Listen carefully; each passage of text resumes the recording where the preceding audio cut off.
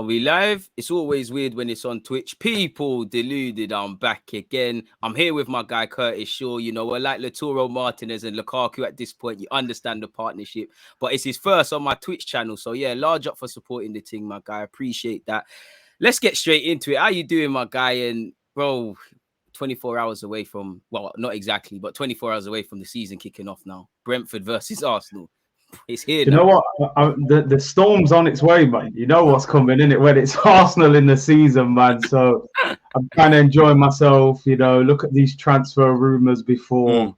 You know, tomorrow night, Friday the 13th, we'll either be top of the league or we'll be bottom of the league. You know. Boy, you're scaring me. And I actually, 13 is my favorite number. Friday the 13th with Arsenal. It's kind of scary, man. What do you expect from Brentford anyways? You know, I've seen Brentford play a few times, man. I think they're a good team. They play good football. When you play that open, expansive game in the Championship, you come to the Prem, it kind of goes one of two ways. You either end up becoming the Norwich where everyone just slaps you up and you get relegated, or you can become that Leeds where, you know, you're very difficult to play against. So, and they do have the striker in Ivan Toney. A lot of promoted teams, they don't have a goal scorer, where I think he will score goals in the Prem. It's going to be a difficult game. I can't even say like with full confidence that I believe Arsenal will beat them. I think it'll be a tough game for us, man.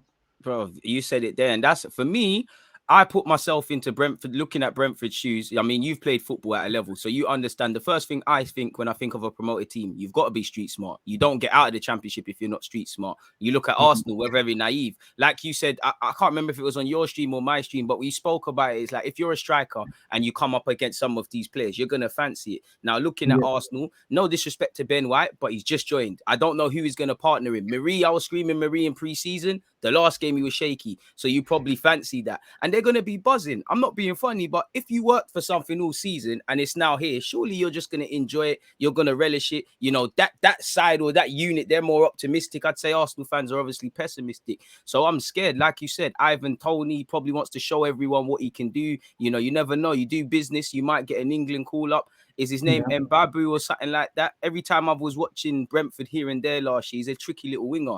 And they've got a good manager. They've got a good system. They play 3 at the back, 4 at the back, all these things. So I'm shook, to be fair. And how do you feel about the start of the year? Because, you know, you start as you mean to go on. You know, we can both see our pre-season was a shambles or hasn't provided any optimism. On the transfer front, it looks a bit unserious. You already know the teams we've got the first 5 games, Chelsea, City, Brentford. I'm probably missing out somebody. Spurs is probably up there.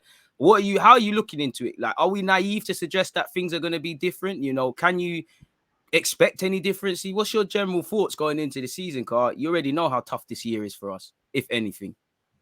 Do you know what? It's hard to expect things to be different because what has changed over the summer? You know, we were expecting wholesale changes. I thought 5 or 6 players would have left, 4 or 5 would have come in, and we'd see a fresher team. But I'm seeing Kolasinac, Elneny, you know, the same players that have failed over and over. Xhaka, new contract. Bellerin, they're talking new contract. Don't make me cry, man. You know what I'm saying, bro? Like, listen, I mean, I saw you comment on it as well. We saw the press conference earlier this morning. You know, the questions being asked are them friendly questions. He gives the politician answer. He's gone from, at the end of the season, no, we got a clear plan. We know what players we want. We're actively seeking them now. To now, it's a day before the season starts and you're saying, we'll see what we can do. The window's still open. We're trying. Arsenal fans don't want to hear trying. We've heard trying since Arsene Wenger. I want to see trying personally. I want to see trying. I want to see a man holding up the shirt because when we're trying to catch those teams above us, and I'm seeing Jack Grealish, 100 mil, Lukaku, 97 mil, Jadon Sancho, Varane, Konate. All the teams we're trying to catch have done better business than we've done. So how do we bridge that gap? Unless Arteta can get a lot more out of the players that he's got at the moment as well, which in pre-season doesn't look evident. Aubameyang's not firing. You know, Partey's injured. Certain men are always clowns, so they're just going to do clown stuff and be part of the circus. We're relying already on Lokonga, who's like a 20-year-old, 21-year-old who's just come to the league. It's very difficult to be optimistic, but it's the start of a new season. You never know how it's going to go. If we beat Brentford all of a sudden, things calm down a little bit. We're going against Chelsea. We beat them twice last year, although I think they are a different animal this season. But, a victory can settle things down quickly and a new signing, So it's funny because it's the first game of the season tomorrow. And it feels like a must-win game to me because I look at that game. I think if we lose to Brentford, Chelsea and Manchester City looks like an absolute nightmare. And you're going into the international break, stewing maybe on the back of 3 defeats, brother. It's a crisis already. So it's a big game tomorrow, I tell you that. We have to win that game tomorrow. And that's what scares me, bro, because, again, I don't really care what other teams are doing above us and whatnot and who's better than us. I just feel this season, I'm not asking for us, and you agree as well, 3, 4, 5 games, we're not going to be perfect. But I felt this was a grand reset. Obviously, I'm not expecting you to bring all the players in, get rid of all the players that need to go, but I need to see significance. I need to see a mentality change. I needed to see against Hibernian and ultimately against Spurs, game in, game out, we're improving. I haven't seen none of that. And it's like, I just feel I'm being a bit naive. Like, I hear you on the optimism. It's a new season. I'm not just going to hold them accountable for last year. But it's like, do these players understand the journey that we've got to go on, where we've got to hit the ground running? There's no time for passengers. Guys need to stand up to be counted. Now, I know Saka, Smith Rowe, Tierney, the cliche bunch are going to do that. But it scares me about the existing players. And it just feels like Arteta is betting on the same guys. It's almost like last season, it never happened because you watched the last 2 games in the London derbies. Does that look like third best defensive side? So can I be surprised if Brentford exploit us, a street smart championship team? You mentioned City and Chelsea. Nothing needs to be said in that regard. They're 2 of the best teams in Europe and the league and things. So I'm shook, bro. And, let me ask you on this Ramsdale business. Like, what's your opinions on this Ramsdale stuff breaking down? And also, whatever we say about Ramsdale, the fact is we're 24 hours away from kicking a football in our first game. God forbid something happens to Leno, we are in serious trouble already. And, if something happens to Leno, does that not affect us playing out from the back already because of the unit? I don't know. For me, it's complete neglect from the football club. You should not see this at a major business or football club anywhere in the world. You have to have 2 goalkeepers that are first team level. Injuries can occur at any time. Leno could go and kick a ball in training today and pull his hamstring at any time. If Leno got injured in training today, we would be playing the first game of the season with either Renarson, who we know the level he's at, or a Okonkwo, who's a young player who's not ready. He's not ready. So in terms of Ramsdale, I didn't want Ramsdale, right? And I don't want to be disrespectful to the guy because I've said a few things that have probably gone a little bit over the top. Oh, we both have, bro. We both. Yeah, do you know what I mean? We get caught up in the emotion. We're fans, but I didn't want him. And the price to me was just wild. I was like, well, I don't understand why he's so expensive. He hasn't really proved himself. But even though I'm glad that deal has broken down because I don't think he's the answer, I feel in Areola, in Onana, in Sam Johnston, I feel there are better options on the market. Obviously, Areola's gone to West Ham now. I saw an interview with Matt Ryan where he was saying they tried to make the deal happen, but Arsenal seemed to wanted a homegrown. So for me, I've said all along, Sam Johnston is a better keeper than Ramsdale. I think the problem Arsenal have got, Sam Johnston is 28 and is probably more eager to play first-team football. With Ramsdale being 23, I think he would have been a little bit more patient and been rotated alongside Leno, which I think is why they probably went for that deal. But whether I think he was the right keeper or not, we're in a worse situation by not having one. 100. We've got no one else. Now, everybody in Europe now knows Arsenal need a goalkeeper. The later you get in that window, you're coming to buy my 10 million rated goalkeeper. I'm saying, drop me 18 million for him, man. I know you are desperate. I need a sell-on clause as well. My chest would be high, bro. You know what I'm saying? Even if I'm West Brom, I'm saying, what? Ramsdale, 25. Yeah, I want 20. I want 25. You know what I'm saying? Trust me. They expose themselves, Arsenal. This is what I don't like with Arsenal. Other clubs sometimes go for players. The deal doesn't happen. You hear very little about it. All our dirty washing just gets put out to dirty laundry and cobwebs. You know what I mean? Yeah. Buendia, Luis Suarez, everything that goes wrong, it's all out there. And this is just another one. If you wanted Ramsdale, whether we agreed with it or not, get Ramsdale done. He plays in the Championship. Your big boy Arsenal. If you turn up to sign Aaron Ramsdale should be holding up the Arsenal shirt. Apparently, he's gutted that the move hasn't happened. So you're right in that regard. But of course, I don't know if you've seen, a man pulled up some tweets from 2012. And this guy's talking about Arsenal and things like that. They're saying he's like a boyhood off. Piers Morgan and that as well. So yeah, he's good in my book, to be fair. Bro, if I'm Ramsdale, I'm devastated. I've just been relegated again. I'm in the Championship and Arsenal have come in for me, bro, at 24 mil. And you like ain't got that deal done. I'd be devastated. So do you think fans were harsh on him? Sorry to cut you. Like, because it's like, obviously we don't want a man. But I had to rein it in. I felt, you know what? I might not. He doesn't tick my box. I'm not feeling the 30 million. I don't know how good he is with his feet, but it's almost like I feel some sort of way about writing a man off without even giving him an opportunity, sort of thing. No, like I said myself, man, after all my hands up, I probably overstepped the mark a little bit. You know what I mean? I've seen him a few times. He's not a bad keeper, but the qualities that we need, I don't think he possesses. I don't even think he's that great with the ball at his feet. I don't think he's an unbelievable shot stopper. And he's not that commanding at coming for crosses either. So, yeah, he's 23, he's English. 23 for a goalkeeper is probably the equivalent. It's like an 18-year-old outfield player. He could have 15 years.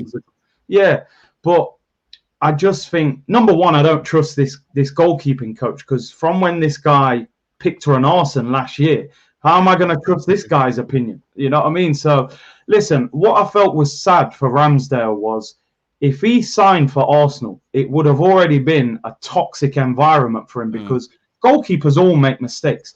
If he made a mistake first game, second game, fans would just wrote him off straight away. And that's not fair. It's not fair on him. So I am glad that we haven't signed him, but they have to find a solution and quickly. And like I said, man, even when Leno went down against Tottenham, I was like, yo. Yeah, what's going on here? Yeah. What's going on? Like, you better get up. So they have to fix up quickly, man. I'm telling you, have to sign someone quick. Facts, bro. You made a good point earlier about if Ramsdale came on, he might be a bit happy as being a number 2.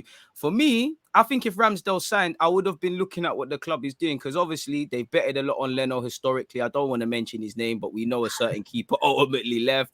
I would have felt, he got in the squad. Correct me if I'm wrong, but he got in the England squad on a technicality. There was injuries to Pope and things, right? Surely you're definitely not going to get in the team in the Championship. You're not going to get there without regular football. So surely he might have come. I think he might have come to be the number 1, or we might have had a situation where we had with Cech and Leno, or like United with Henderson and De Gea, or Chelsea with Cech and Courtois.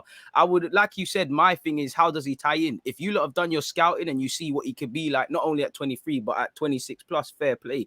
But like you said, crucially, how good is he with his feet? How good is he at catching the ball? Does he significantly improve the team? I'm not too sure. And for me, if he did sign, you've got the back-to-back relegations on your back. I like Ben White, but he's only been in the Prem for a year. If that goes south, we could sit here and say, that's 80 million or so spent on players that may or may not have been worth it. Could that have been defined as reckless spending? So it's like, does Arteta have to hit the ground running? Do we need to see not only him improving from playing out from the back, but definitely something in that midfield, bearing in mind he was a midfielder? Do you know the crazy thing? You kind of look at it and think, well, Arsenal have spent 75 million already. If they would have got Ramsdale, that's 100 million spent. Oh, I even forgot about the other P's that was spent on Lokonga and Tavares. I forgot about them. Do you know what I mean? So we're sitting, and the funny thing is, if we'd signed him, I'd be sitting here saying, well, Arsenal have spent 100 million and we still haven't addressed some of our biggest issues, which we would have said we need a right back, we need a creative midfielder, we need a partner for Thomas Partey. I don't think anybody signed Lokonga with us thinking that is our centre midfielder. We saw him as a squad player, a one for the future. So I think it is pretty reckless spending. I don't think we've addressed situations right. And I think at times Arsenal are a little bit lazy with their recruitment. It's almost as if, I don't see anything inventive where you think, that's something a little bit different. Even with the Tammy Abraham links and when you look at just Premier League scraps essentially at a time. Yeah, they never really go to a Premier League club and pull someone out of there, a real asset. And you know what I mean? It's always a player that's kind of falling away, or you're overpaying for somebody that's There's probably not always even something. It's never just we want. You never. It sounds dumb, but you never get the vibe that we want a player that a team doesn't want to sell. There's always some legs to it. A club can, for me, I see clubs are selling clubs, or like you said, there's contracts, or man are not playing, or they've had injuries and they're not in favor, which isn't the worst of systems. We've seen a couple of teams be able to exploit that, but I also think you get what you pay for. With regards to Ramsdale, do you think it's a case of, like this question, big up Blue Prez, he said, do you think it's more to do with the price? I think it is because they're talking about 30 million. The information that's come out is Arsenal weren't really trying to commit to what people are saying in the paper. For me, what concerns me as well is that you really have taken 2 months to conclude that my man is not worth 30 mil. That's scary to me, bro. I mean, look, they've been in negotiations with Sheffield United for ages. They must have had an idea of how this deal was going to work out, if anything. It's obviously the structure of the payments, because 30 million is not the problem. Arsenal can pay 30 million. They obviously, again, wanted we're only going to give you a little money up front. We're going to pay the rest. These men are in the championship. Yeah, you know what I mean? Klarna business again. These men are in the championship. They're trying to come back up. They want the peas, bro. They want the money now, bro. They're not trying to hear that. They're not trying to hear that 2025 business, bro. They want their peas. So, man said, yo, you man go away. I think with them, listen, I think Arsenal at times kill me. And Edu, they embarrass themselves because, realistically, we have gone to Norwich to sign Wendy and couldn't get that deal done. We've now gone to Sheffield United and couldn't get it done. 2 championship clubs. Facts. Norwich just come up, but we should be able to go to them clubs and players are jumping to come through the door. You know what I mean? But we can't get them deals done. And again, you have to ask question marks of the whole regime. Edu, Arteta, the Kroenkes. They don't seem to be prepared. And like we're saying, man, the season starts tomorrow and we're not ready for it, But like I said, a victory tomorrow will at least lift the mood for a short period of time. We then got a week and 2 days until we play Chelsea. Maybe they can get a signing through the door in the meantime, But even that, how long are they going to have to adapt? Like, what are you expecting? Yeah. Because for me, I can't lie. I wouldn't say I'm expecting Odegaard because that means I think it's going to get done. What I mean by that is I just think the things have shifted. I don't think they really wanted to look for a Xhaka replacement. With Xhaka staying, he's saying he's staying for whatever reason, if true. I think the shift now focuses to that number 10. And I think out of Maddison and Odegaard, listen, I want either one. Obviously, Maddison, because of the club he's at and all these things, it would be more of a statement. I just feel Maddison, in comparison to Odegaard's easier to get. It's like they want to allegedly sell him. They're open to selling him. Real Madrid are kind of broke compared to Leicester. So it's like I'm only really expecting a 10. I'm not expecting an 8. I'm actually not expecting a right back. I'm not expecting a striker. I hope for a number 2. Where are you at with any signings you expect, man? If you do have any expectations, bro. No, I agree with you, bro. I think right back won't happen. We've got 3 there, 4 if you include Maitland-Niles, so there's no space. I got him. Centre midfield, apparently Torreira's back this week. He had to quarantine in Spain. You've still got Torreira, we've got El Neni, Xhaka, Partey, Lokonga, that's 5. Yeah, I don't see a centre mid. I think we'll get a 10. Like you said, I think they're waiting to get probably Odegaard at the end of the window if Madrid haven't really been including him. It looks like he's going to be on the bench. Ancelotti doesn't usually play with a number 10, so I don't think Odegaard will get a starting place at Madrid.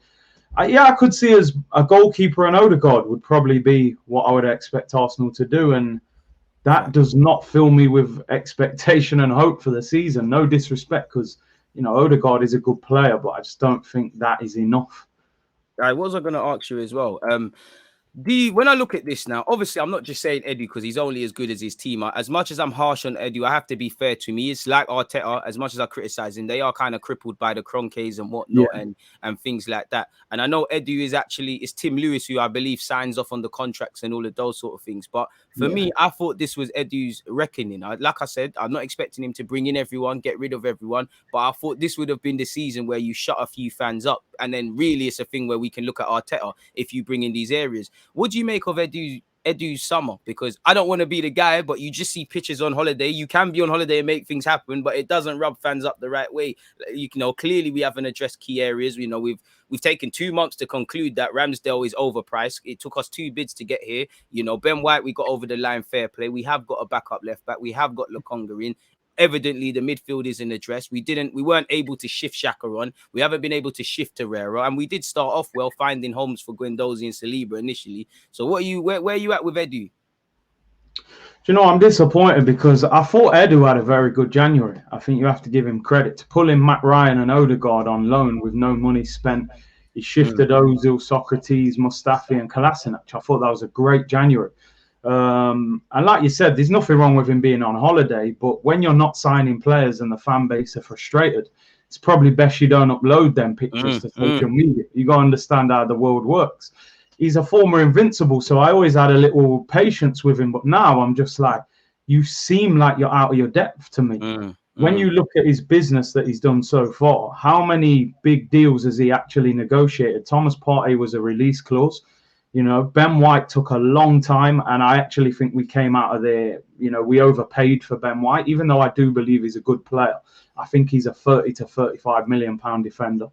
Reaching 50 million, if anything, with variables, not just upfront payment stuff we've gone on. Yeah, not upfront. He signed Cedric, he signed Pablo Marie. They're very easy deals to get done.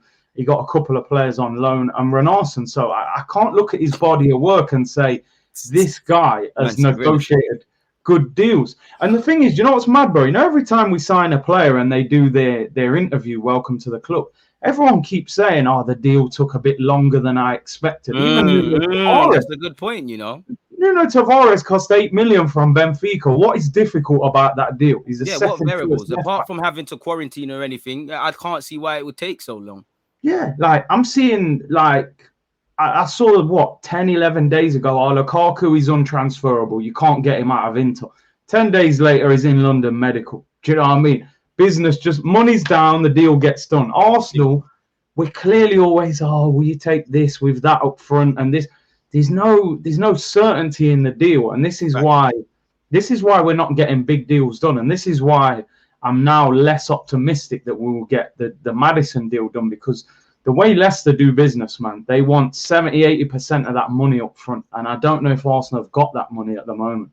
That's it, bro. You said it there. You don't know. We don't know, because 1 minute we're told there's peas, then they're not peas, and then there is, and then there's not. It's a shame. Me personally, I just think the one word I look at when I think of Arsenal is naive. I just see a naive squad. I see Arteta naively believing in these players. I see fans somewhat naively optimistic, the ones that are about the season. I'm not saying you shouldn't be, but don't be surprised if these players do nonsense purely because in pre-season you haven't seen much change. If it changes during the season, fair play, but you can only go off of what you're seeing. And I just think Arsenal fans, like all fans, they've got, they've buried their heads in the sand. We need to kind of accept this team for what it is. And ultimately, if the mentality more so than anything doesn't change, there's an issue.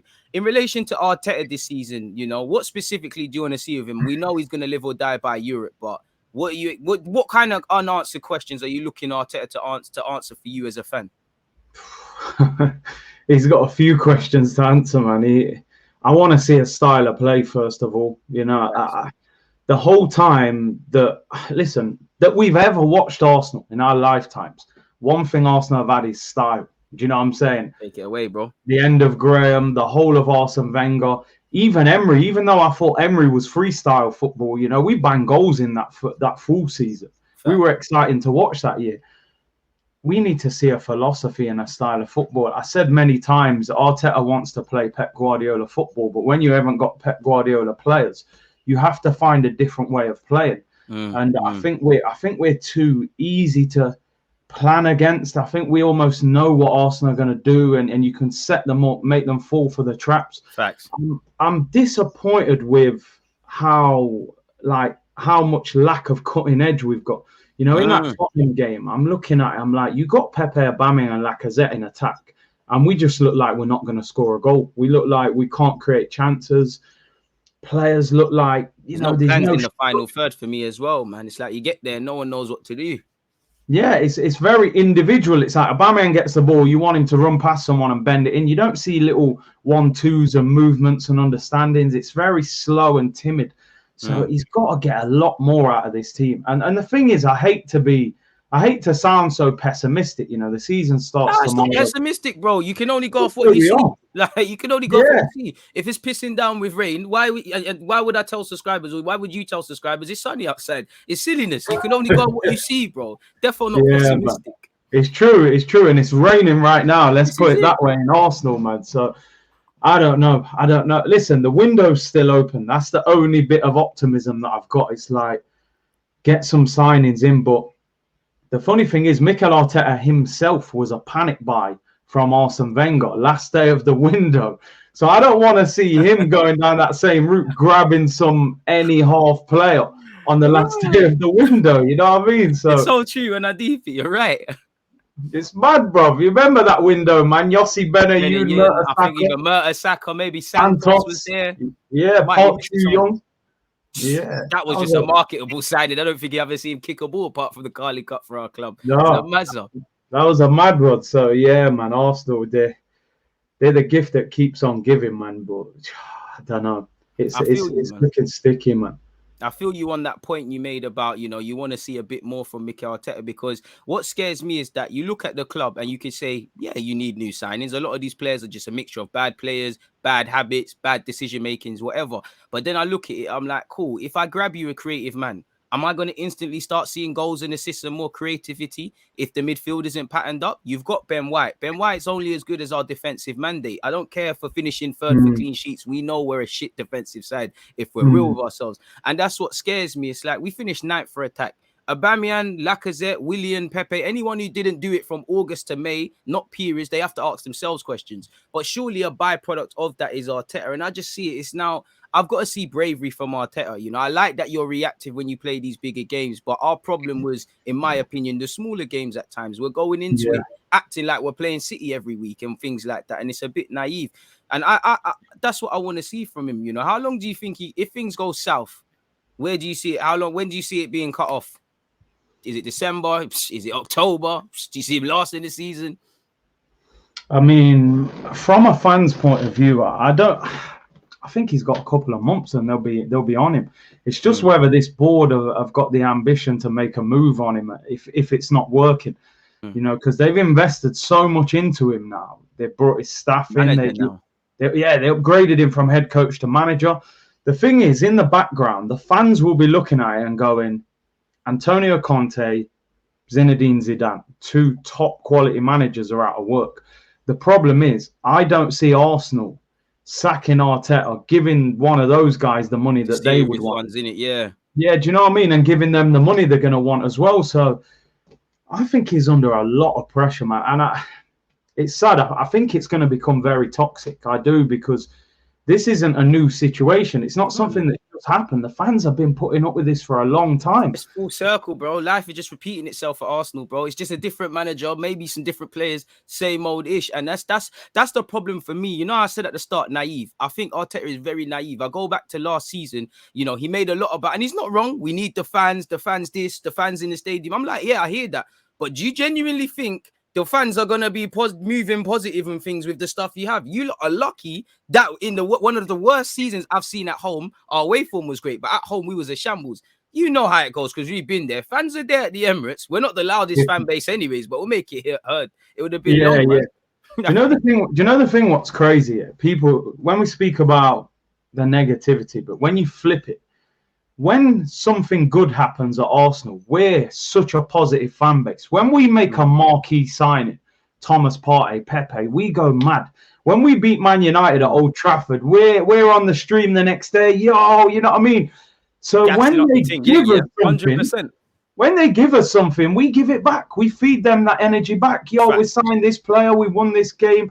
We're kind of a reflection of what the club gives us. So when people say you're being negative, I'm like, but the club is being negative. They're not giving us anything to be inspired and positive about. You know what I mean? We've been putting up with this for years. So only the kits. We're consistent in the kit league. We got the waviest kits, bruv. You know what I mean? But we got players in them that shouldn't be wearing them kits. Literally. You know what I'm saying? So players not even fit enough to wear Primark, bro. I'll be real. I'm telling you, man. Them man need Fruit of Loom, whatever. Them t-shirts. You know what I'm saying? them school jumpers there. I'm telling you, man. These men have only got themselves to blame, man. Arteta is let's face it, he's a ticking time bomb, isn't he? He's a ticking time bomb. We're going to have that run at some point in the season where the fans are saying he's got to go. It's going to happen at some stage. That's the problem. It's like I only criticize Arteta and praise him because you're the manager. Same goes for the players. I don't want to become a sacking club. I don't want to sit on your channel, and I'm sure you don't want to sit on mine doing that same old Monday thing. Who we gonna get? One day we'll link with him. He won't come. This guy won't come. And my fear is, I'm not saying this to keep Arteta. It's just the fallacy of Conte and these guys arriving, or any manager that's done something in the game under Kroenke. It's not going to work. And even if they were signed and they did listen to their lies, they're going to bust out, you know? Yeah, like Arteta's mutual convenience. They're probably telling him one thing and then doing another. They're probably saying, we need a goalie. You've got Ramsdale, this guy, that guy, accept it. Them man, they are going to say, no, that is not good enough. I want this. If you can't give me this, let's bust out. And that's the problem. It's just like we're sleepwalking into an abyss. It's almost like Slicks has said here, with respect to these players, when you see Leno, Holding, El Nene and Lacra as your spine, all you can do is laugh. And what I'll say with all four of them, is that they're hot and cold moments. There's periods where Holding looks a very good centre back. And then the flip side, Leno, Mr. Bipolar. El Nene, I think he's just consistently median. You know, Lacra, for as great as he was last year, allegedly, best thing since sliced bread, he only got 13 league goals. So that tells you everything, allegedly, if he did get that. It's an issue, man. Yeah, definitely. Like, even on the flip side of new players, it's like, what are you getting out of the players that are here? Arteta said last week, I have to focus on the players that are here and improve them. Well, how many of these players are you improving? We cannot see the evidence that these players are improving. Pre-season is only pre-season, but it's preparation. Facts. These players do not look prepared for a Premier League season. Do you know what I'm saying? They don't look ready for it. That's my problem. Yeah, and like you said, bro, we're like, even when we went to Scotland and we're playing teams that you would expect us to beat, I'm not seeing enough there. And I don't know. It's a frustrating situation. You know, Arteta said last year he needed a full pre-season. You got it. There's the pre-season you asked for. Like, did that really help? Random Utes in the first game. Like, you're not serious. You're not moving serious. He's not, man. He's not. You know, and the crazy thing is there's question marks over so many players in this squad right now. We don't know what's happening with Reece Nelson, Eddie Nketiah, or Kolasinac, El Neni. You know, you told us, you know, when Raul Sanelli came in, we will not let any player of value run into the last year of his contract. All of a sudden, Lacazette's got 11 months left. Eddie Nketiah's got 11 months left. Right, Mohamed El Neni. You know, what is going on? Like, are you going to sell these guys or are you going to renew the contract? It's as if they don't know what their own plans are. So that's why we're left baffled as a fan base. That's the thing. Do you think we're very bipolar in how we change things? Because I don't think Arteta ever wanted to sell Xhaka, for example. So I understand it, but it's like, I find it very hard that, you know, all the Euros he's going from June to whatever, from May to July, he's going. We have to react to that. Suddenly he's staying and we're moving away from our centre mid or whatever with Leno and whatever with Bellerin. I think that is too reactive. It's almost acting like these players are doing us a favour. And for me, these sort of players, with respect, I don't think Xhaka's as bad as people make out. I think Leno's been okay for us. Bellerin is Bellerin, but it's like, these are not players that should be begging. You're begging to stay, or they're acting like they're bigger than you and they're doing you a favor. Surely, it's a reflection of where we are, isn't it? You know, because I think the club get to a point where, say, like with Xhaka, they probably think, okay, we're willing to sell him. 2 years left. You see, we're getting bumped by Mourinho, 15 million euros when they're trying to buy Tammy for like 30, 40 million. So clearly they have got the money. And I think they get themselves backed into a corner, Arsenal, where it's like, well, we don't want to let him run down the contract, but we can't sell him. So let's just extend it. And then that gives us more time to just deal with it in the future. Well, you're left holding the bag. If Granit Xhaka signs a 4-year deal, he's on 100 grand now. They're saying a small pay rise. So he go 110, 120. He will not leave Arsenal before that contract finishes, because nobody, if they weren't going to buy Granit Xhaka now at 28 after a good Euros, they're not buying him at 29 and 30 when he's on even more money. Fact. So he will see out his contract. So all this was doing it to protect his value. There ain't no value to protect. There's no value. Like you said, bro. I mean, the best Xhaka was the best player according to some Arsenal fans. He had a great Euros, and we was assured there would be this long list of clubs that were in for him. You're telling me for this player who's so good, Roma's acting over paying 2-3 million, where they're not doing that for Tammy. I know it's two different positions. They're getting Tammy done, whether it's because of resale value or whatever. They're getting it done. So it's an issue, bro. It's a mad issue. It's a big issue, man. We're paying the price from these contracts that were given out previously, man. You know, Bellerins and Xhakas, these men are on big money. No one wants them, you know. now we're in a mess. We're struggling to get players out, and that's why Oh we my can't God. get players in, man. This is the issue, man. This is the issue. What do you make of what do you actually make of preseason? Has there and on a positive trying to find positives? Has there been any positive signs for you in preseason? It doesn't have to be the whole lineup players. Is any players looking like they're all right? I know Partey was looking all right before he got injured, and apparently he's expected to be back in September, as is Gabriel and Eddie, I believe. Yeah, I think the new signings are positive. I think Lokonga has surprised people. I never get carried away with how a player performs in pre-season because there's no pressure really, but he looks quality on the ball. He looks very calm. Hopefully he can surprise us. Tavares looks like he's got qualities going forward defensively. Question marks. We know exactly what time that is. We know what time that is, but and yeah, Ben White I think looks good. My worry with Ben White was always you can buy a good defender, but if you put him into a defense that lacks structure and organization, he's just going to become a part of the mess. It's almost like a trifle. You're just dashing him in it, Facts. you know. So and that's my worry with Ben White. You know, look at Pablo Mari against Tottenham. He was terrible for that goal. You look at Holding the week before against Chelsea. What is he doing? El Nene and Bellerin are thrown in individual mistakes along pre-season, set pieces as well. You know what I mean? If we had Tierney, Gabriel, you've got Ben White, and you get a new quality right back, that looks a bit more structured and secure. Foundation, isn't it? Putting him next to Pablo Mari and he's going to have maybe Bellerin at right back, then to me it'll be difficult for him to stand out because, you know, the rest of the defense might pull him down. But he does look like a good player. I think Eddie's had a good preseason. If you want to buy Eddie, anybody listening, you know what to do. He's injured for a sec, but make it happen.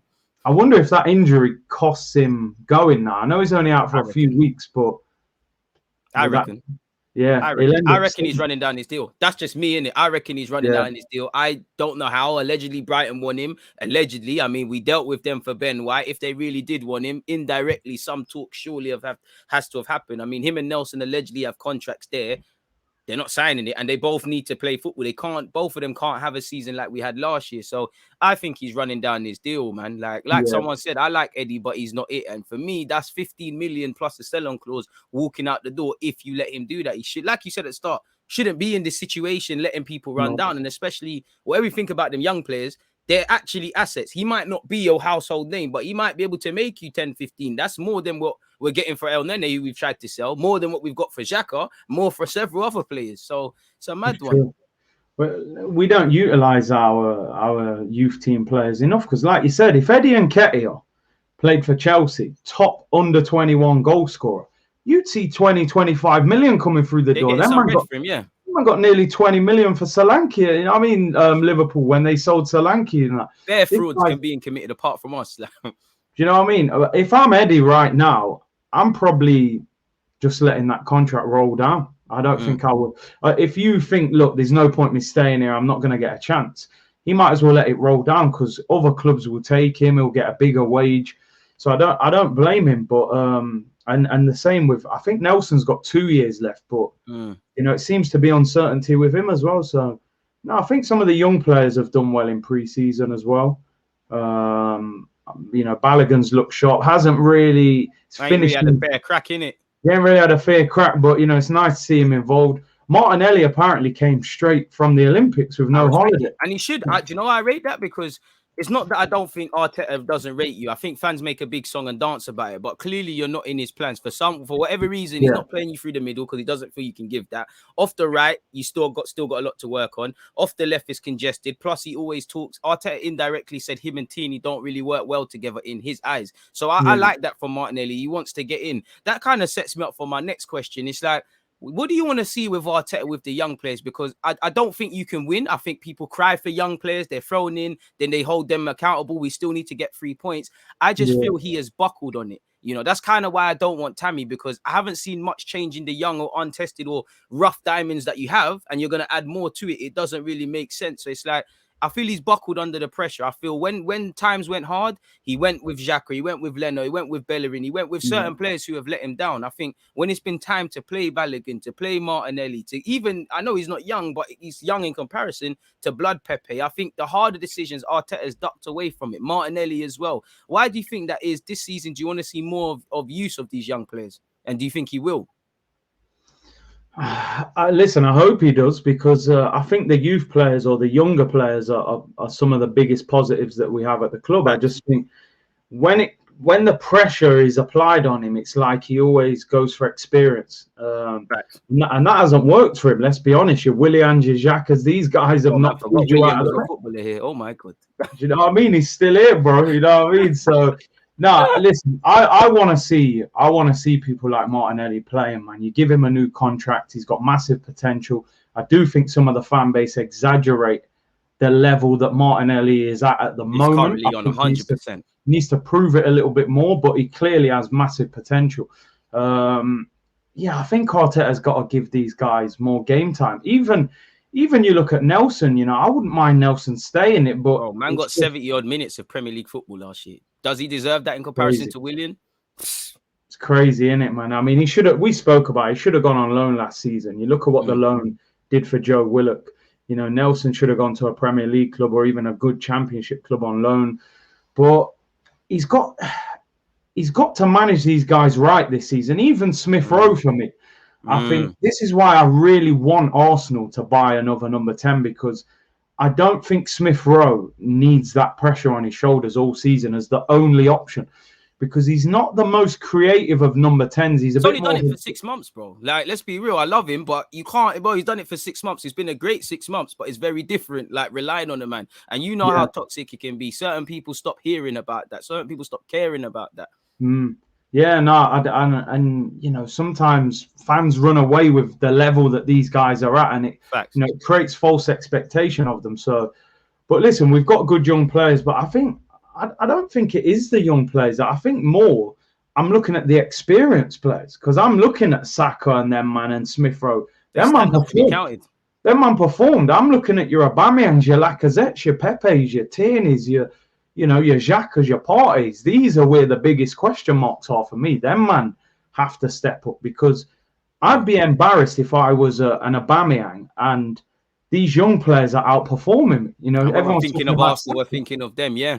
Yeah, I'm thinking of Saka and Smith Rowe before I'm thinking of Aubameyang and Lacazette and Pepe. And them might cost 175 million between them. So I think it's down to them older heads to step up a little bit this season. You're right in that regards, man. You're fully right. You mentioned something there, in relation to young players. Do you feel if he's not going to use young players, he has to loan them out? Because I look at Balogun, for example. Now, if you don't get rid of Lacazette and you bring in a striker, you've got Lacazette, Aubameyang, you'd have Martinelli, you'd have Eddie. I just don't think it's a fallacy. We've got 40 games, assuming we don't go through in the cup. I just want to see a bit more decision making with him. Like, what do you think happens with Balogun? Because I think it's a shame that he never made his debut last year and got a little things there, man.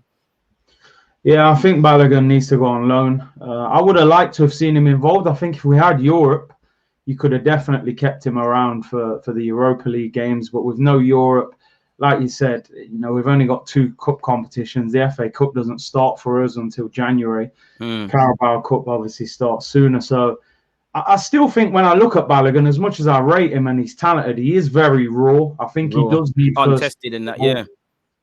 If you could get him a good Championship loan, or I'm not sure if he gets a Premier League loan, but if you get him the credentials, you can't bet on him. You could have went Southampton, but they went and got that Borgia on loan to go with Adam Armstrong, so you're not getting game time there. Norwich, I don't know if you get game time. Maybe a German loan would be best, but again, where'd you go? Do you go to Stuttgart with Michelin Tat? Do us a favour? Don't know. Yeah, I think Balogun needs a loan. Again, with Nelson, I'm looking at it going, well, if Willian doesn't look like Willian's going to leave, you've got Pepe, Saka, Martinelli. There's a lot of competition there out wide with no Europe. Nelson again, it could be pulled out there as well. Yeah, exactly. Yeah. So for me, Nelson's probably got to be looking at a loan move as well, because he needs football. We need to actually know how good Reece Nelson is or isn't. And I think until he plays first team football, it's hard to make that judgment on him. Facts. Do you think Arteta has his favourites? Like this question says, big up H for that one. Definitely, man. You can see it. Pepe is not his favourite. He doesn't really feel Pepe like that. He likes Eddie. He tried to get Eddie in there, but I think that one kind of fell by the wayside. He loves Xhaka, loves Rob Holding. He really tried with Willian. Like, you could tell he was desperate for Willian to succeed. I think he likes Lacazette. Maybe not as much as some of the others because, it doesn't look like he's going to give him a new contract. But I think he likes him. He loves Tierney. He loves Leno. He's definitely got his favourites, man. Definitely. It's clear to see. Xhaka, the things he says about Xhaka, he says things like he's an incredible footballer. And I'm like, bro, you just don't say that. You say he's a good player and we appreciate him. You don't say he's an incredible footballer. He loves it. Yeah, he's overdoing it, man. And Bellerin Bellerin's like his stepson, isn't he, man? That's his doggy, yeah. His dog, man. You know what I mean? You're right on that, fam. What do you make of Lacazette and Aubameyang, like individually and collectively? Because for me, like every Arsenal fan, when it's on fire, we like to see the handshakes, we like to see all of that. But for me personally, at least while they're in this form, probably lean towards Lacazette, even though I do Aubameyang. One of them only starts. When we're in form and people are playing well, then you can expand. But I just feel they're crippling the team having both of them. And I just feel, Lacazette's not going to be here more than a year. Aubameyang, we've got 2 years max. We should at least have a system in place. Like how you see with City. You know that the striker is probably the most interchangeable. They'll do a false nine. Kane can slot in there. I know we're not them, but I want us to have a sort of system that you can see the building blocks. And I don't think you can have that with players that are past it. Like, they can help us for now. I'm not too sure long term. So what do you make of Lacazette and Aubameyang? Is that something you're trying to see? Obviously, probably Lacazette through the middle, Aubameyang off the left, like we saw against Spurs to a degree. I think this week you'll see Aubameyang on the left and Laka through the middle. I think because Saka's only just come back, I think he only played 20 minutes against Spurs. I don't think Saka will be fit enough to start. Against Brentford. Obviously, Martinelli's just come back from the Olympics. He'll take time as well. Moving forward, I think at the moment he's shoehorning Aubameyang into the team. I think he prefers Lacazette because of his link-up play, his ability to link up with the three behind him. I think makes him favour Lacazette. But then you've got a £300,000 a week captain, so you're just squeezing him in on the left. You can't not have him, yeah. You look at that Tottenham game, I'm seeing him at left back covering Kieran Tierney. Now, that is just not going to work. It's not going to work, no matter what we think of Aubameyang. Running man into the ground. Them legs are going to be done, bro. All that pace that he used to have will be absolutely finished. So to me, with Aubameyang, play him up front or bench him and play Lacazette. Don't play both of them. We're not that team. A lot of people say, well, Aubameyang did well on the left when Arteta first came in.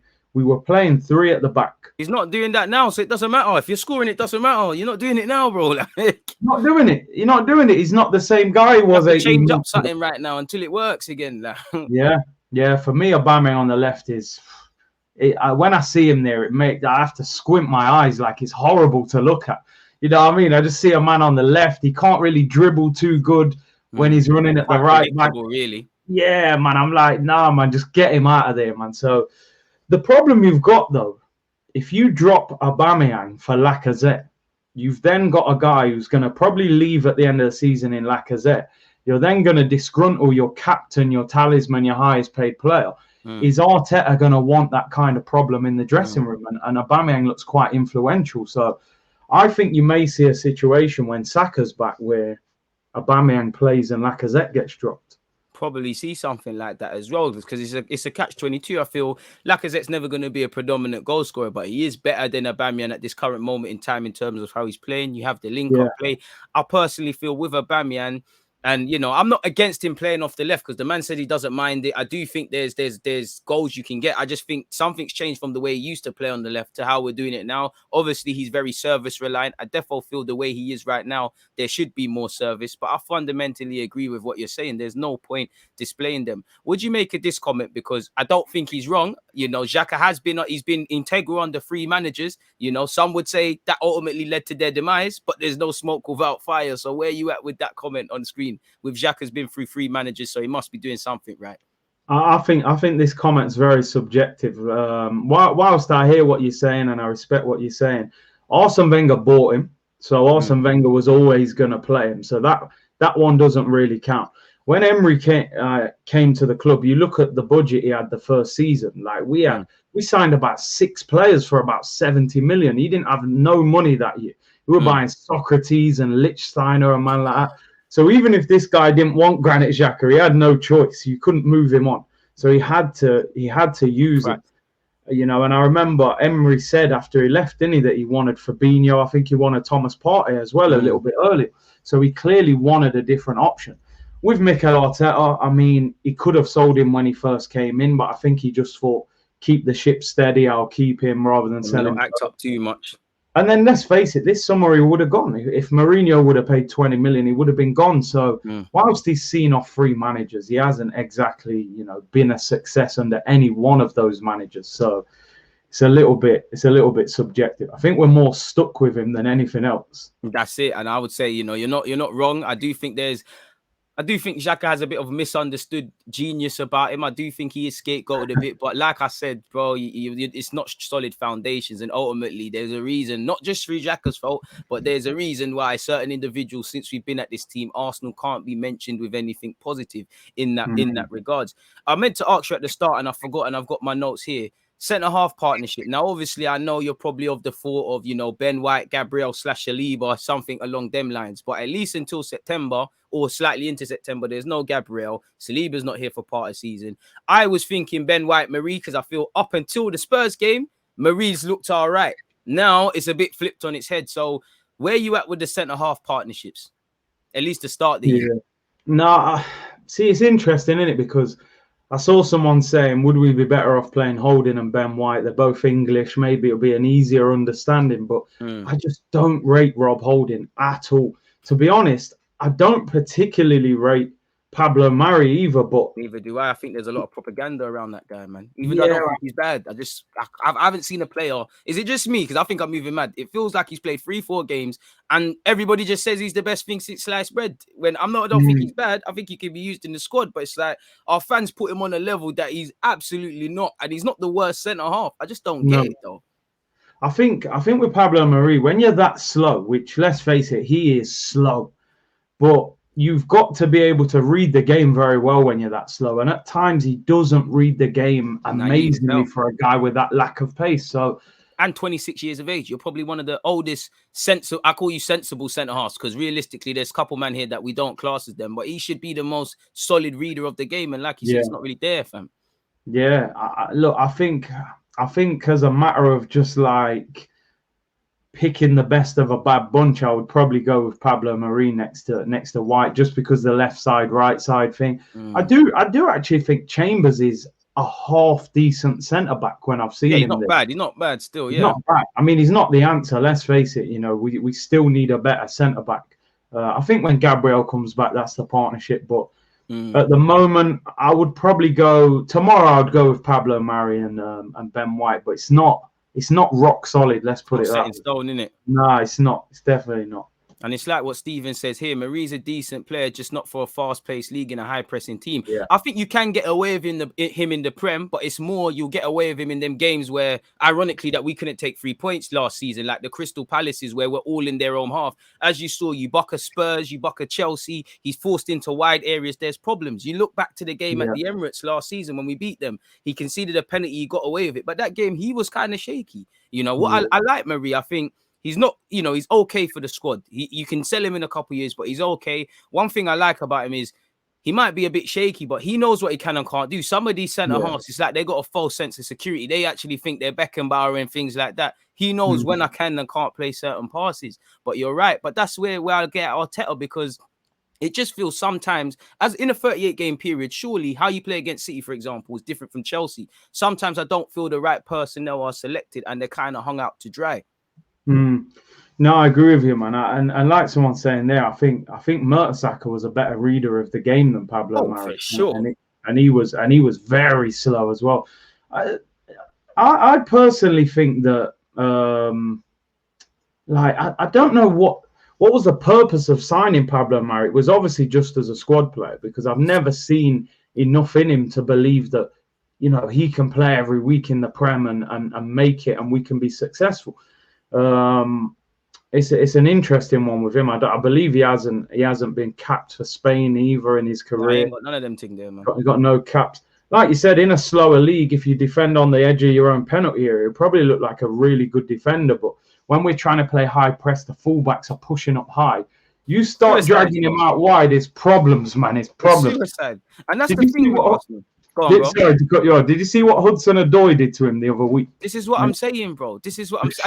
And it's not even a thing where I'm vexed at Marie because you're trying. It's just not your strengths, bro. If I'm not fast and you put me in against a fast man and you've got naive readers of the game and your manager's got naive tactics, you're setting yourself up for a mazza. And that's what scares me as well, because if you're Brentford, I can't lie. Let's be real. You as a striker, you would fancy that Arsenal defense. Fair enough. Ben White might be 30, but he's new. And like you said, he's still learning the system. Marie, you can outpace him, probably rough him up. Let's be real. Chambers, Holding, these guys play. You're going to fancy it. Bellerin, you're defo going to fancy playing against him. Tierney, he's a warrior. Fair play. But that's my point, in that any team that box us, they're going to fancy that defense. You've got Leno, who might be moving shaky as well. I'm not trying to criticize these players. I'm just being real. You as a striker, surely if you're a Premier League striker, you're relishing that. Everyone is relishing that. Ivan Toney should genuinely believe I'm getting my first Premier League goal against Arsenal. That's me. That's how I feel it and see it anyways.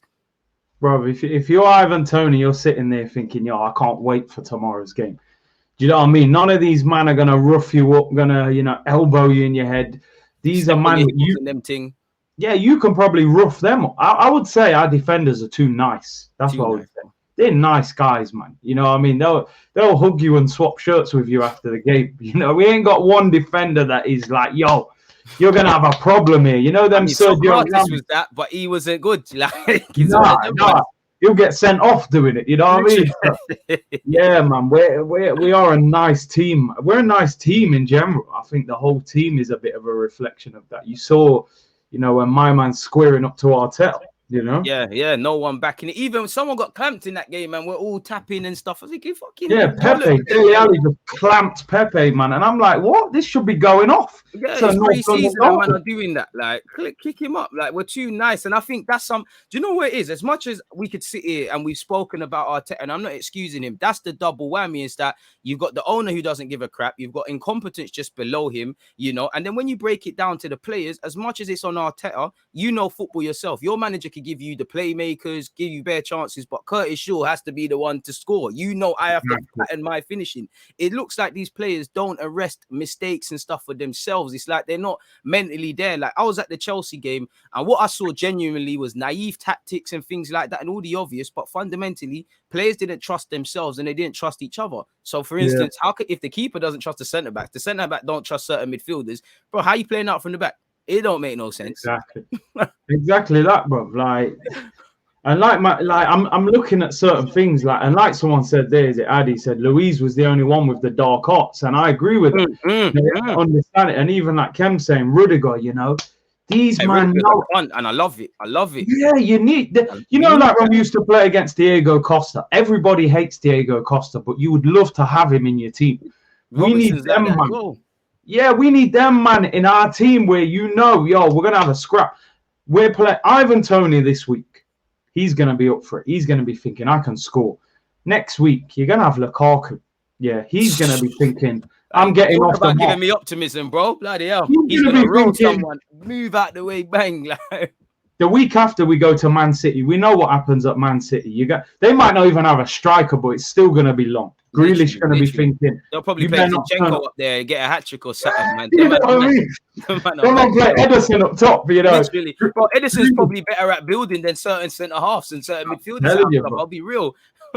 You know what I mean? You remember what Grealish done to Bellerin last season? If he's, you know what I mean? Don't remind me, bro. It's long. I'm just hoping we survive till the international break, man. Just grab. Man said survive, like it's Love Island. We're surviving the evictions and that.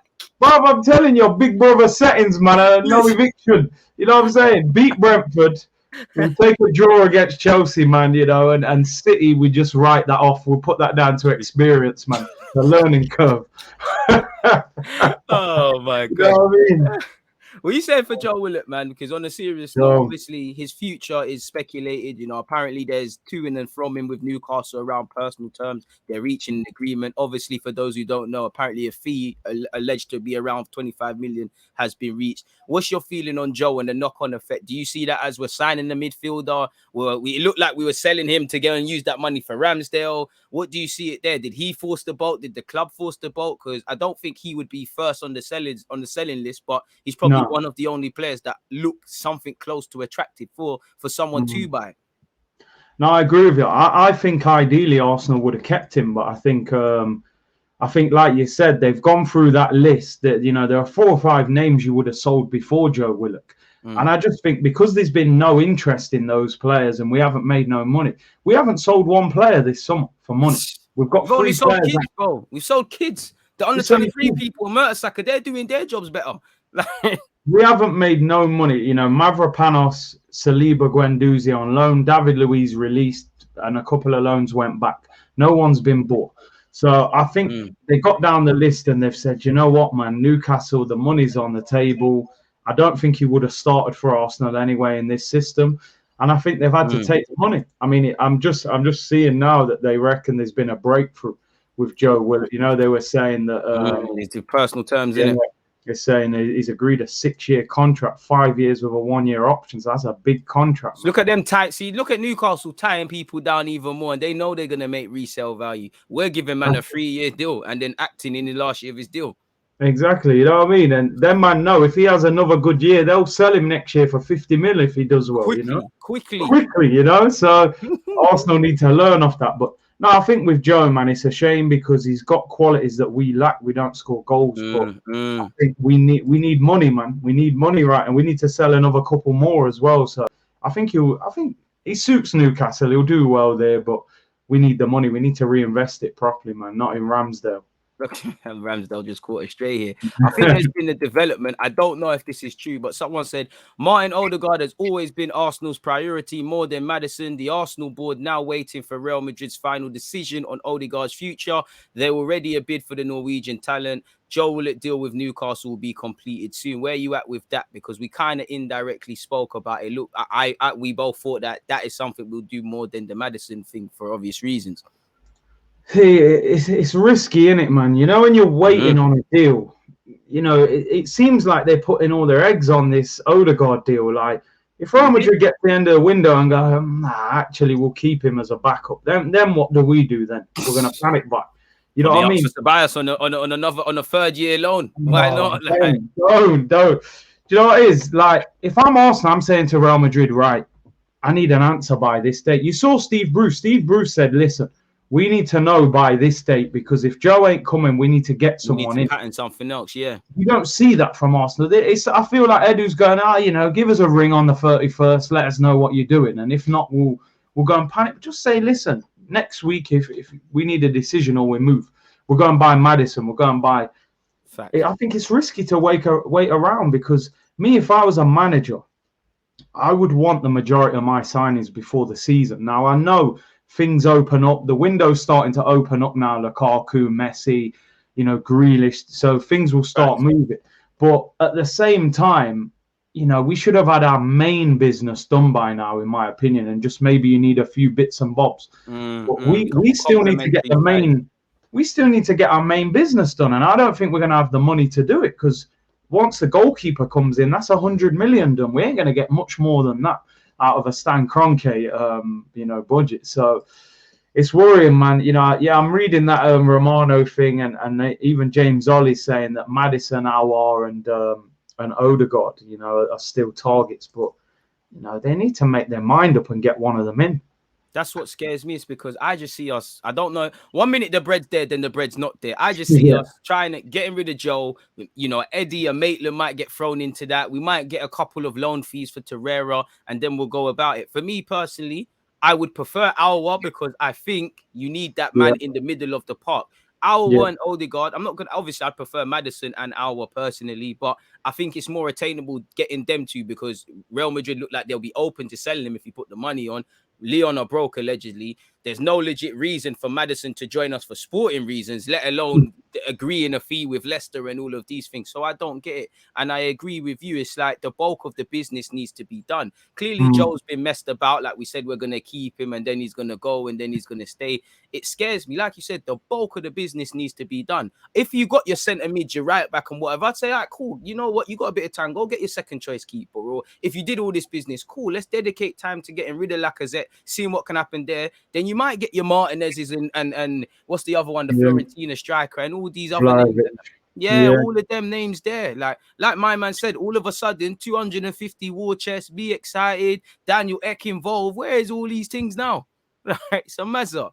That's shirt sales and season ticket renewals talk, innit, man? You Trust know what I me, you mean? fall for it all the time. Hyping man up, and then next minute, you know, we're getting rejected bids for Ramsdale. That's the reality, innit? You know, so nah, man. Also, they gotta get moving and shaking, man. They got what, 3 weeks to sort it out, because if not, you know, it's gonna be a long and difficult season. I almost feel sorry for the fans already, because I'm Oh, I like, always feel sorry for our fans. We don't deserve this, because the wickedest thing is, as poor as Arsenal are, as much as we say it's stressed, you and I are still out here doing content. They're out here speaking. We're speaking about it in our personal life. We can't switch off. As much as you no, say we're done, we're here until the wheels fall off, or the wheels have been falling off and been punctured and all of these things. We need to go and get RAC in that, but you get the point. Like, we're in problems, fam. We're I'm in telling you, problems. man, it's mad, isn't it? Like you think back to like all those protests and stuff, and you thought, oh, Daniel X, something's actually gonna happen. Maybe Kroenke's gonna sell. Kroenke was like, listen, nothing ain't changing. You lot can do whatever you want. I'm still gonna be here.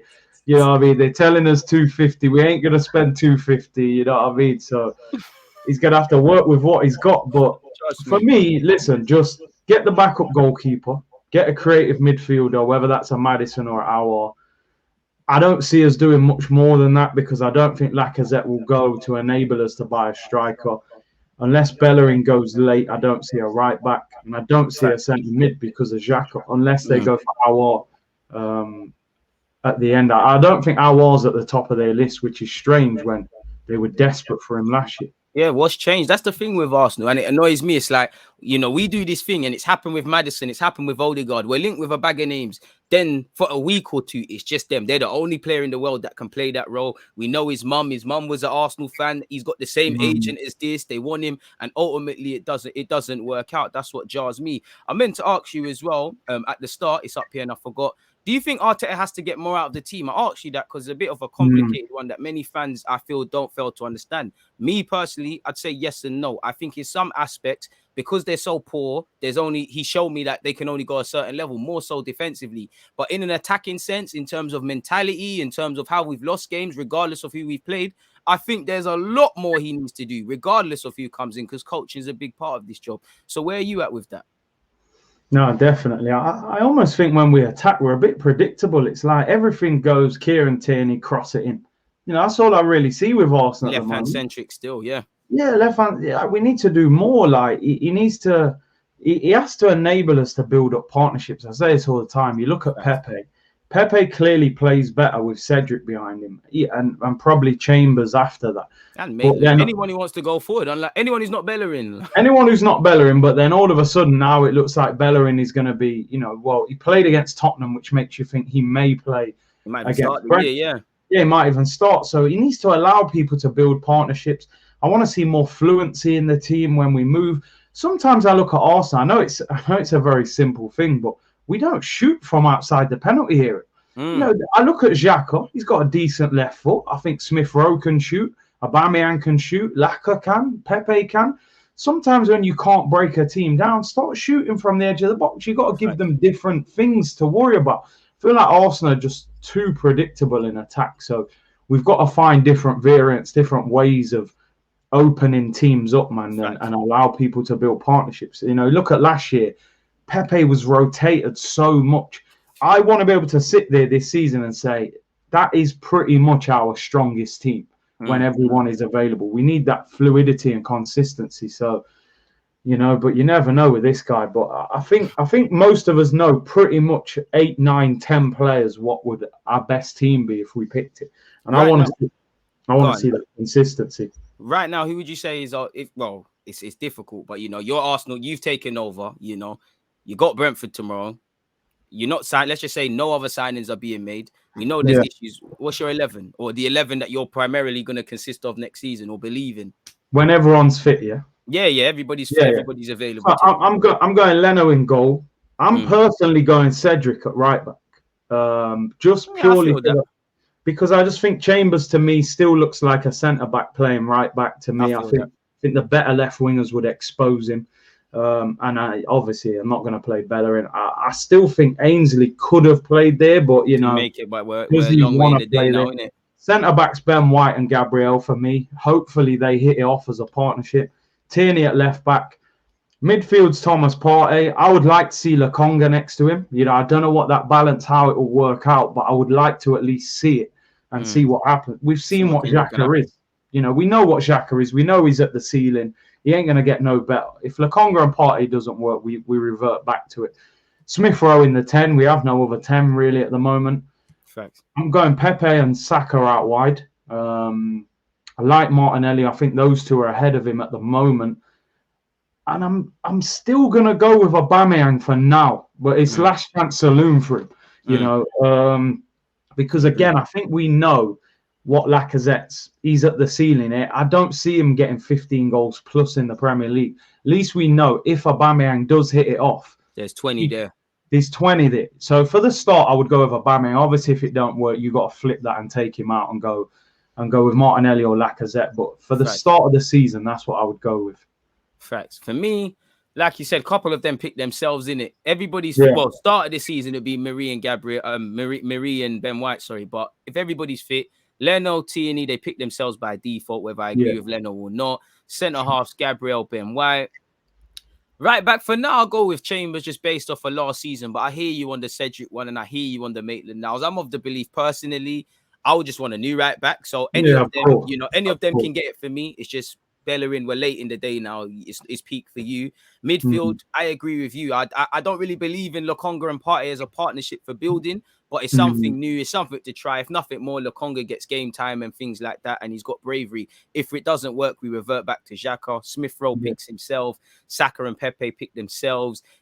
Commiserations to Martinelli. Can't have 12 players. And I'm with you. It probably should be Lacazette through the middle right now, probably the better option. But I'm on Aubameyang, man. I think if you create stuff for Aubameyang, if we create as a whole team, everyone will benefit. You'd see a better Smith Rowe.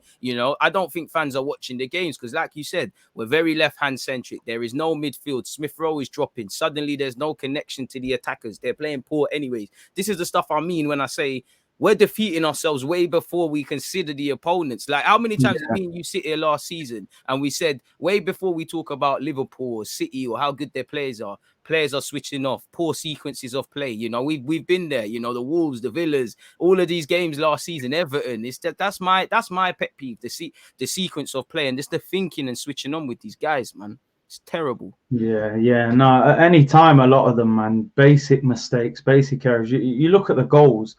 Look at the last two goals we've conceded. The one against Chelsea, Havertz, shambles. Rob Holding on the halfway line for no reason. In fact, minute one, he was bugging out. He was all over. And then even the next one, Hector Bellerin gives the ball to Tammy. I think he thought we'd signed Tammy already, just giving him the ball. You know what I'm saying? And then the Tottenham game, you got Pablo Mari. Man's doing star jumps, falling over. We're lucky the post was playing for us. We were playing with 12 men, really. You know what I'm saying? Dele Alli's rolling back the years. I thought this guy was finished. He looked decent against us. I couldn't believe it. He's up for it still. Up for it, man. I'm like, nah, man. We got to stop. Why is it when Arsenal concede goals, there's like a comedy element around it? It's not just a guy got a ball and finished. It's like a man's falling over or something. Like someone's tying their laces, someone's falling over, someone's waving to their mum, someone's just taking selfies. No one knows what the hell is going on. Leno might come and just knock someone unconscious. It's a madness. Would you make this comment from AM? He's copied and pasted something that Mikel has allegedly said. Mikel Arteta on aims for this season. Our goal is to get the best version consistently. That's going to bring us closer to winning football matches. If we do that consistently in every single match, we're going to be in a good place. What a good way of answering stuff without answering it. I take that as Europe, but he has not said Europe. Maybe he's learning his lessons. I mean, when I do his press conference reactions, I always say, get ready for the waffle, mate. It's going to be waffle. You know what I mean? I call him Boris Arteta, mate, because it's just politicians. That is such a politician's answer. Like, our goal is to get the best version consistent. We know that, bro. You want to win every game. We know that. You're not telling us anything. You know what I mean? You're speaking like a robot. Like, literally saying everything but nothing, bro. Yeah, I don't want to hear that. You tell me how you're going to win more football games. Don't tell me you want to win more football games. That's obvious. You know what I mean? So, his press conferences are not even worth listening to now. It's just kind of crazy madness he comes out with. Do you think he's helping himself at all? Because I look at it, I think Emre, that's one thing I give Emre before the end. I think Emre used to speak in layman's terms. He used to say what's what. I feel initially that's the wave Arteta was on. Like, I remember there was a time he wanted a centre back. He basically said, I want a centre back. We're broke. They need to make something happen. Now it feels like as he's got more and more ingrained in the club, the answers have started to kind of fizzle to, like you're saying there. Do you think, obviously, things are always gonna be left for interpretation, but do you think he's not helping himself? Because for me, you don't have to say in so much terms we're trying to get Europe or whatever. But if you said something like Arsenal is a club where we know we've been underperforming, we know what Europe means, we should be getting into Europe. That is it. Like, that's all I would want to hear. Do you think he doesn't help himself with some of the bewildering comments? And I know you remember, because we used to sit on your channel, you know, when he was talking about Willian, sometimes just call a spade a spade. The man ain't performing. Like, you're saying bare stuff about how good he is in training, but you don't get brownie points for training. I'm sure bare man are wavy in training. You know, I've done interviews with some of these young players, and when I'm speaking to them about the players, they were saying Mesut Ozil, David Luiz, all these guys are good. They said El Nene's a fucking baller in training, bro. So, like, it don't mean much. It don't mean anything. Don't mean nothing. Do you know what I mean? I remember they used to say Hazard was the worst trainer at Chelsea. Said he just goes through the motions as well. Yeah, these man come alive on match day, mate. Training is just fitness, tick over, mate. You know what I mean? You could be the best player. Trust me, bro. You know what I'm saying? No, with Arteta, I feel like, you know, he's getting institutionalized, man. I feel like the puppets, man, are pulling the strings on it. Institutionalized, you're right. You know what I mean? When he came through the door, I felt like he had broad shoulders. Man just come from Pep Guardiola, like school of coaching. And the fact he played for the football club, I felt like he had that, like, I'm going to show the fans. Chip on my shoulder that Arsenal needs to return to what they used to be. Yeah. And I felt like he spoke with honesty, you know, which, like you said, I felt Emery did as well. Like, even though he struggled with communication, he was quite honest in press conferences. I remember in January, one time he said, you know, we can't sign anyone. It can only be a loan. You know, he let us know he had no money. With Arteta now, I feel like it's just proper, like, you know, it's almost as if someone's written the answer for him, his PA, and said, go and say that, you know. I think it's a little bit disrespectful, because I think fans are entitled to a level of honesty. You're not going to come in. Transparency, 100%, something that's not been here. 100%. Yeah, like, I don't expect you to come out and criticize the owners. You work for them naturally. You're not really going to do that. But I expect you to say, listen, man, like, tell us that you're not being backed as much, or tell us that the market is difficult. Like you said, I want to hear a manager come out and say, listen, a club like Arsenal Football Club cannot be out of Europe. We are a major club. Our aim this season, we have to get back in Europe. You know, we have to find a way. And I'll be like, listen, at least you're talking, giving it some fighting talk and letting us know. I don't want to hear you say, oh, the window's still open, we're going to try. You know, you told me 2 months ago you had a clear plan and you was going to get the players we need. Right. That plan don't look too clear like right now, bro. So it looks like it's gone. Yeah, like, we deserve more than that, bro. And I think, you know, he's got a slight arrogance about him that I don't know where it comes. Arrogance as well. Like, I think there's a way of building it. But do you feel, I'm not going to say it's the worst thing ever, in it, because at the time I felt, you know, Arteta was hitting the right notes. He won an FA Cup because him and his boys did it. But do you think, I'm not going to say it's the worst thing ever because we won a trophy, but do you think in hindsight, it kind of was, because it further confirmed a potential false image? For me, I feel Arteta in the club, a lot of long-lasting problems that we spoke about here, I think we assumed because of that they were fixed, and we were at a level already, like the foundation was just fixed in a matter of months, where, you know yourself, we're going against years, so it's not that simple. I think certain clubs, if they win an FA Cup, they would look at that and say, right, that's it, we're going. Now we're going to spend, we're going to build, we can recover. I actually think Arsenal, Stan Kroenke, looked here and thought, do you know what? He's won the FA Cup. He don't need as much money as we think. He's actually got a good team. No, the one's there, yeah. We spent 70 million last summer. We bought Thomas Partey, Cedric and Mari came in on a permanent. We got Ceballos back, Renarsson. That was a very weak transfer window when you've just won an FA Cup. It was meaty, bro. We should have spent 150 million. Chelsea spent 225 million. Do you know what I'm saying? I think we sat there and thought, we won the FA Cup. We're better than we think. We beat City and Chelsea. We got Partey on deadline day. We did nothing else in the window. And I think we paid the price for it. And now, the problem with Arsenal, we've never built from a position of power, a position of strength. Happened under Arsene Wenger. We were finishing 4th. How many times did we say, get a CDM, get a top quality striker, we'll win the title? They never did it. When did they buy the top quality striker? They bought the top quality striker when Sanchez left the club. They said, oh, now we need the striker, Aubameyang. You needed Aubameyang next to Alexis Sanchez. Then we'd have lifted the title. And this is the problem with Arsenal. Everything is when it's desperate, when it's a panic, when we need it. Sometimes you got to do it when you don't need it. You're just adding to what you've already got. And this is the problem. We're paying the price for it, you know? And yeah, with Arteta, man, even this comment here, what you've got on the screen, man. I'm leaving it here because I'm waiting for you to bite, my guy. For those of you who can't see, Arteta has allegedly said we have ownership that are willing to invest in the team, that want to get the team better with bigger aims. We're trying to find a balance because we need a financial position that is sustainable for the club. What do you make of that?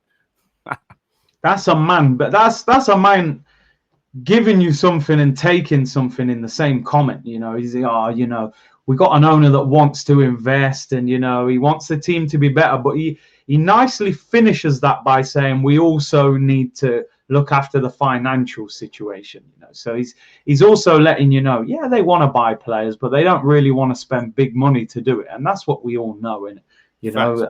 And this is what worries me with Arsenal when we make certain signings, because we are a club that has to manage our money better. And this is why when we sign Ben White, instead of just looking at it and going 30 mil attempted on Runnison, sorry to cut you, go on, bro, just highlighting that for the fans them. Yeah, you have to highlight that, you know what I mean? When we buy Ben White for 50 million, we should be hyped up and say, 23, England international, good on the ball, that's what I'm talking about. But because of how we've been treated by Arsenal in the past, we look at it and we go, 50 million on a centre-back. So that means they're not going to spend 50 million on the centre midfielder that we desperately need. Facts. Do you know what I mean? And that's the issue with Arsenal. We don't address the biggest problems. We're the type of club to, we need a left back, we'll go and buy a striker. We need a centre mid, we'll buy a left winger. Like, we don't get what we need first and then add to it afterwards. Chelsea needed a striker, Lukaku. If they need anything else, they'll add to it at the last minute. We need a centre mid. We need a right back instead of actually. We need a fucking goalie, mate. Do you know what I mean? How are we giving the man we wanted to replace, Granit Xhaka? We replaced him with himself. That's what I'm saying. It's like Wolf of Wall Street, where he says, "I'm not fucking leaving." Like, it's one of them ones. The man's coming back in London Colney with a new deal. He's coming like Undertaker. You thought you could defeat me? This is my club, brother. I'm like, you know what I mean? Hector Bellerin. I have to respect it. To be fair, like, I have to respect it at this point. These men are sick, bro. If you ever make it professional, anybody makes it professional. Arsenal must be a great club to be at, because you ain't got to do much to stay there. Influencer first, football second, man.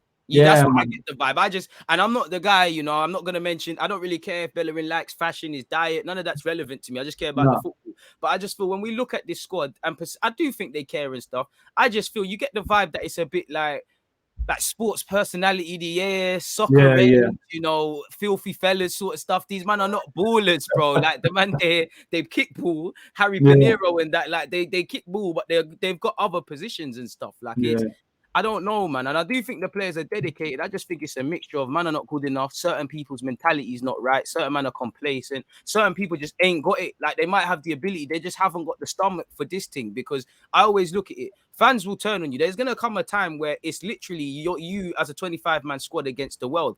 And I see too much man crumble. As you said at the start, fans will always give you something. They'll gas it. But as you lot know, the same token of that is they'll turn. You've seen it with Joe Willock. He's upset that Joe's going now. They were saying he weren't good enough a week or so ago, and they said the next thing before that. So it's an issue.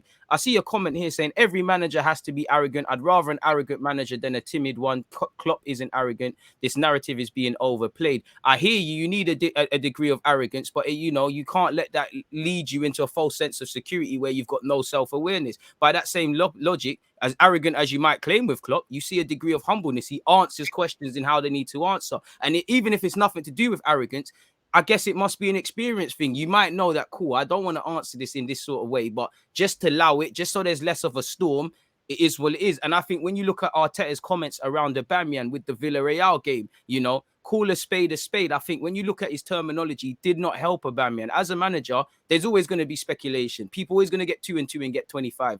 But you open up too much air of doubt. And I think his terminology ain't been good enough, Yeah. I mean, listen, like you were saying, man, that arrogance has to be earned to a certain extent. When you're new in the game, put your head down and earn your stripes. Then talk like that. You know what I mean? Jose was Yeah. a sideman at Barca, translator, and that he waited, and now he's a madman. Now he can talk, however, because the CV is deep. You know what I mean? There's all sorts on there. For me, Arteta, handle your business. You know, he got all his flowers when we won the FA Cup. And I feel like maybe that went to his head a little bit, you know, because he had success very quickly. Facts, like you said there. Right now, my negative focus is Edu. Man hasn't moved enough man on. If he even got rid of 3 guys, I'm positive we would have signed Madders or Aaron's. Boy, what'd you make of that?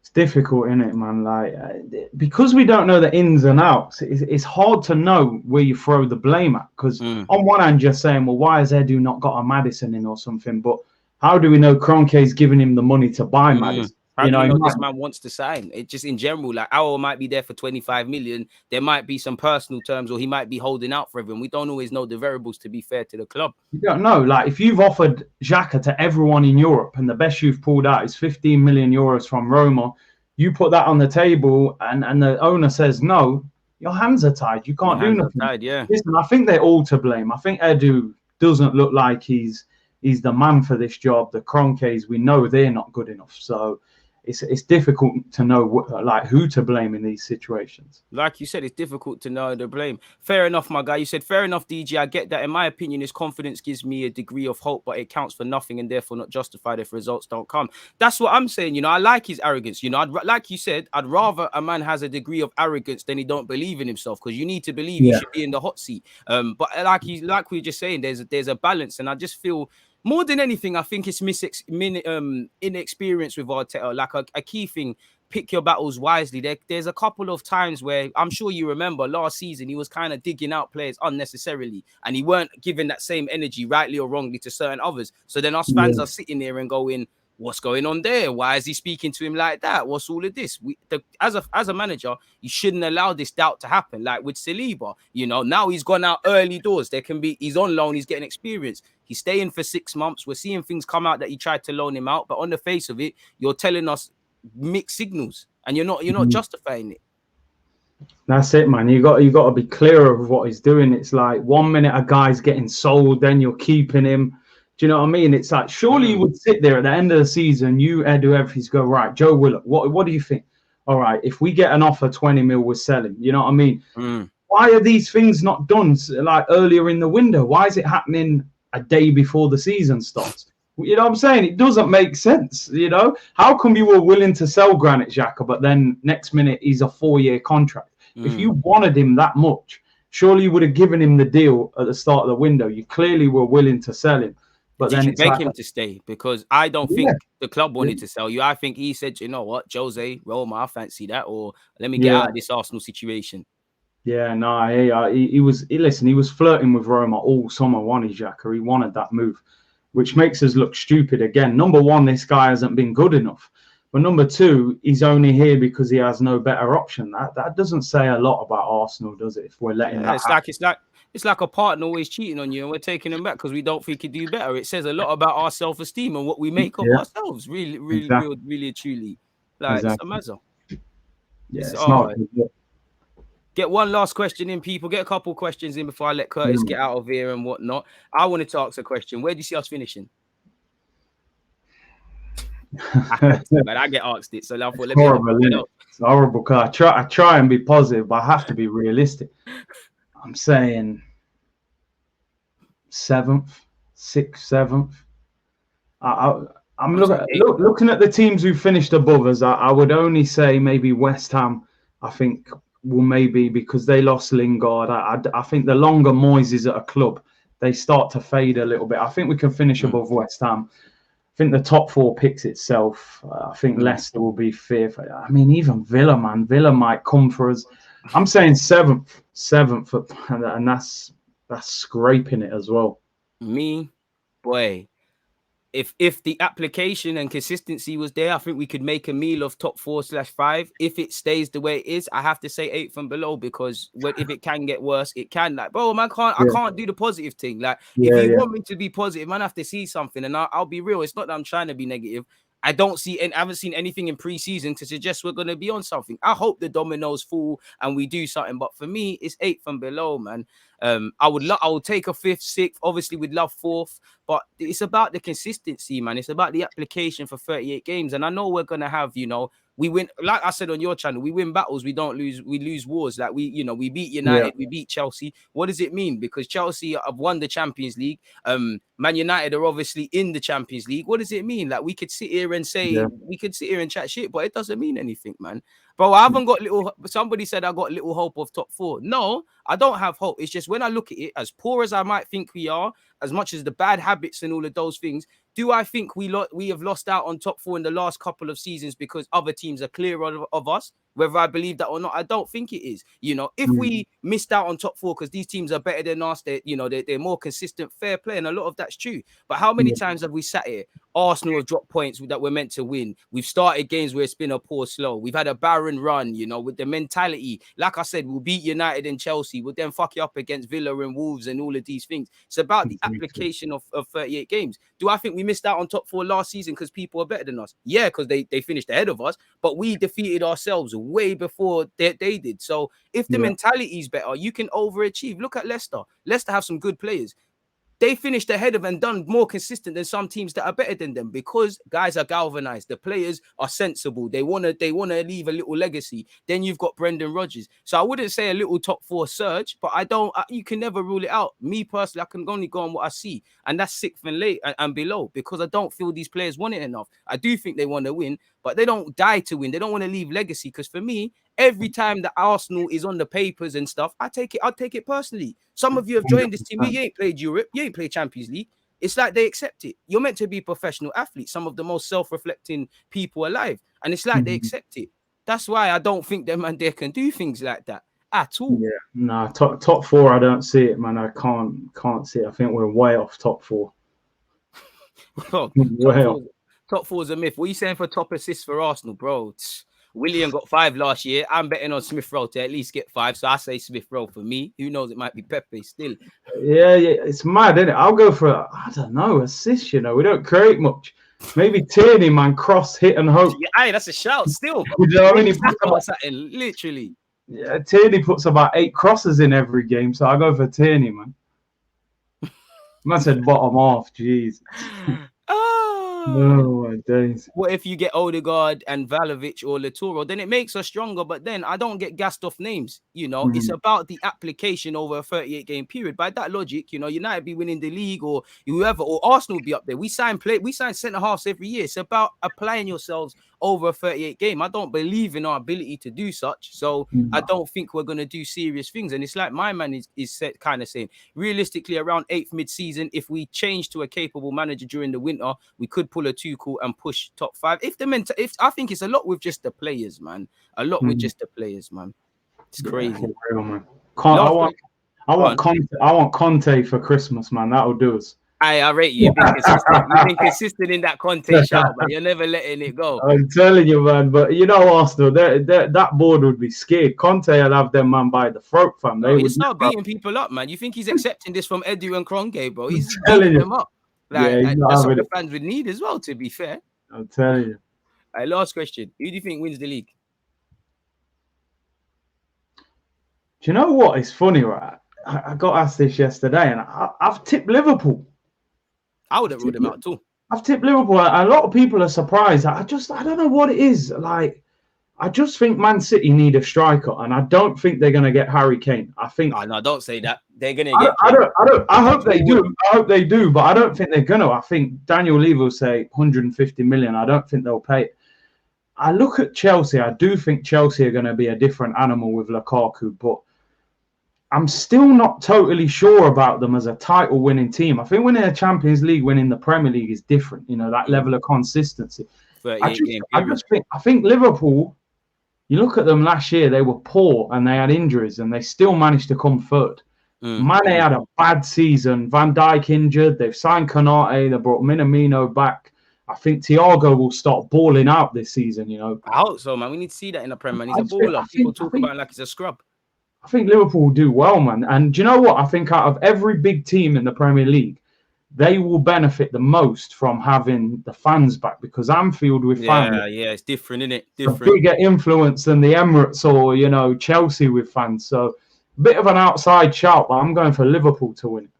For me, I can't really pick a winner, you know, but I do think there's a couple of teams, you know, wherever Manchester City are, you know, Grealish, potentially Kane or someone, they're going to be there. I agree with you with Liverpool. If they have, I won't say luck, but if their players don't get injured, they'll be back up there. I think Chelsea might do something. The only thing with Chelsea, you see a lot of naivety still in their game. And when I judge it towards winning a league title, like yesterday, you know, they at a point they could have put that Villarreal game to bed. They didn't. Now, if that's the Prem, that ends 1-1 when you should have taken 3 points. Now, if you're trying to win a league title now, that's a problem, you know. And I think City close out games. I do think Liverpool have more of an intensity to shut out games. If they get one, they're trying to get 2, 3. So I think it's them 3 for top 4. Probably United slip up in there as well if everything goes right for them and Ollie's able to do what he needs to do.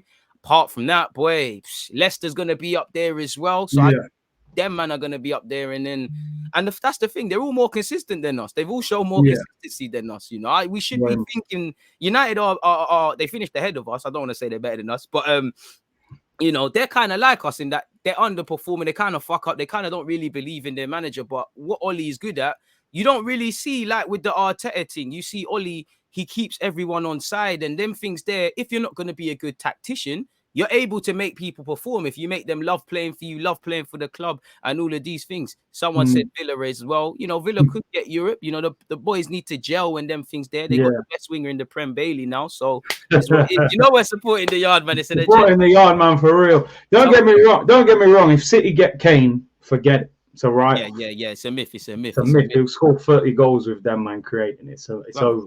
Chelsea got Lukaku as well. He finishes his dinner. I see someone on Twitter called Bailey. What did he say?